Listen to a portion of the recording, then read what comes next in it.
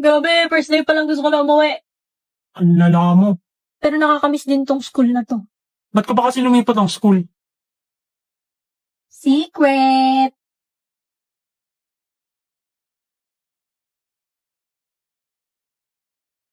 Forger. Ang cute mo talaga. Discussing chefs. Ba't ganyan mukha mo? Galit ka ba? Ha? Hindi. Bakit? Ano ba yung tsura ko? Nakabusangot ka kasi. Hindi. Ganito lang talaga mukha ko. Wala nang magagawa dyan. Oo. Since birth na yan, ganyan. Ano ba kasi sasabihin mo? Pwede ka pa mamayang uwi. Aamin na ulit ako may gusto ako sa'yo. Ayusin ko na ano. Ay, hindi ako pwede mamaya. May gagawin ako. Marami akong gagawin. Oh. Maglalaba ako, maghugas ng pinggan, papatayin ng aso. Marami. Basta marami akong gagawin. Bukas.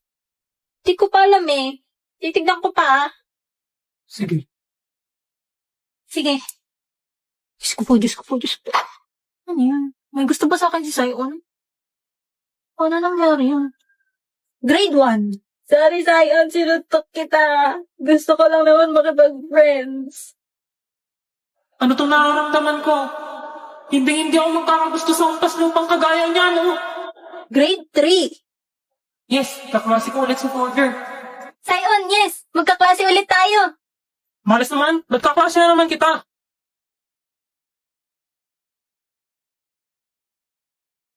Grade 5. Sion! Ang ganda. Maganda ba ako, Sion? Sobrang pangit mo. Saan ka ba nagkaroon ng confidence sabihin yan?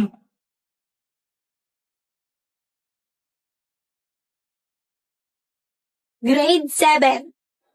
Sino ba yung mga maaligid sa kanya? Sinabi nang huwag niyo siyang lalapitan dahil nagja-jealousy ako. Sion, boy, nagsiselos ka ba? Papuntahin mo na kasi ako sa bahay niyo.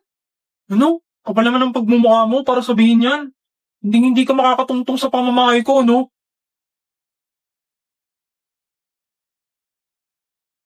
Grade 8. 8 years na, pero di pa rin ako makapunta sa bahay ni Sion. Baka palayasin na ako ni Papa kasi wala akong silbing spy. Forger, Sion!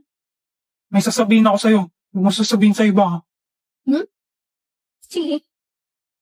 Gusto kita. Gusto. Gusto maging kaibigan. Gusto rin kita, Sion! Maging friend, of course. Talaga? Oo, kailan mo ko papapuntahin sa bahay niyo? Masyado pa maaga para dun. Sasabihin ko muna sa parents ko. Sige, sabi mo yan, ha? Sasabihin ko to kay Papa. Matutuwa yun na best friends na tayo. Ha? Hindi naman yun yung... Ay, Sion, nandiyan na yung bus ko.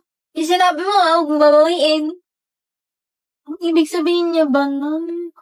May gusto siya sa akin. Romantically? Pala yun. Bebas bayar. Aku lagi cari mama muda buat kasih uang 1 juta. Baby, Bust down, Tatiana. Bust down, Tatiana. lose my mind. Pick it up now. Break that shit down. Break it down. Speed it up. Ano sasabihin ni Becky? Layuan mo na nga ako. May email na ako. Go, Bex. Kaya mo to. Amin na ako. Oh my gosh! Oh my gosh! Oh my God! Oh. Ano kaya itong binigay niyo?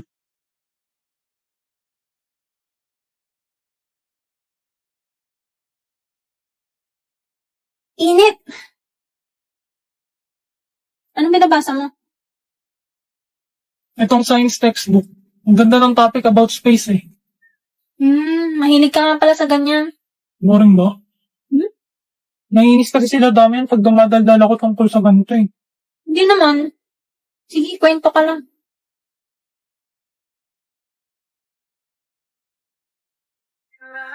Hindi ka na malinin lang. Ikaw ang ilaw sa dilim at ang liwanag ng mga bituin. Ba't siya tumatakbo? Becky! Becky! Bakit? Gusto kita! Ha? Hindi! Mahal na ata kita! Ha? Kahit di akong gusto mo. Hayaan mo ang gustuhin ka. Ano? Gagawin ko lahat para magustuhan mo rin ako. Becky! Uy, okay ka lang? Liligawan kita, Becky. Okay lang ba? Okay. Umuwi na sila at hindi na nakapag-confess si Becky sa sobrang shock. Ano kaya yung sasabihin ni Becky? Importante, pinayagan niya ang manligaw.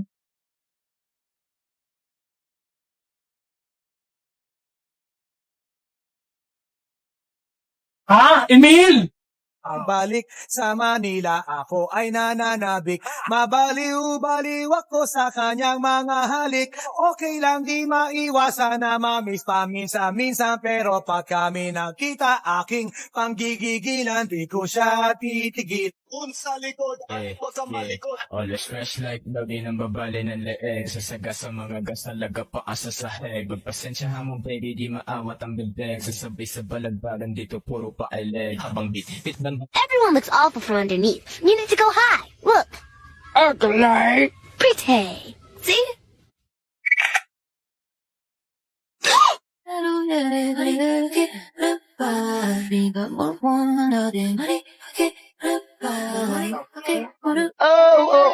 Oh no, hell no. Give me my money. Give me money. Alam mo sa paligid.